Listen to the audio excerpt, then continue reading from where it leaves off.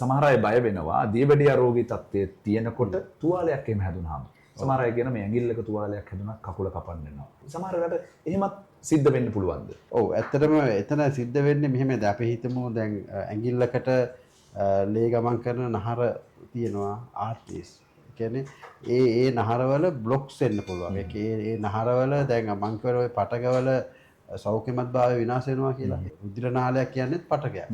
ඒතර ඒ පටකේ සෛල හරියට මේ සෞඛ්‍යමත්ව නැත්නම් එතන කොලෙස්ටරෝල් එහෙම තැම්පත් වෙලා බ්ලොක් එකක් ඇති වෙන්න පුළුවන්. එහෙම වුණොත් ලේ ගමනාගමනේ හිර වෙන්න පුළුවන්. ඒ වගේ අවස්ථාවක් වුණොත් සමහර ලාවට ජීවිතය බේරා ගැනීම සඳහා දැන් තුවාලයක් අපි හිතමු තියෙනවා. ඒ තුවාලේ තිබුණාට ඒ තුවාලේ තියෙන හරියට මේ ලේ ගමන් කරන්නේ නැහැ. ලේ ගමන් කරන්නේ නැත්නම් ඒ තුවාලේ හොඳ වෙන්නේ නැහැ. මොකද ඒ තුවාලයට අවශ්‍ය පෝෂක ද්‍රව්‍ය අරගෙන යන්නේ රුධිරය. ඒතර රුධිර සප්ලයි එකක් නැත්නම් ඒක කෙලින්ම ඒක ඇඟේ නොවන කොටසක් බවට පත් වෙනවා. පත් වෙච්ච ගමන්ම අර විස බීජ මොකද කරන්නේ? ඒගොල්ලන්ට ඒක බොහොම සතුටුදායක තත්ත්වයක්. ඒ විස බීජ එතන ඉඳලා වැඩෙන පටන් ගන්නවා උඩට.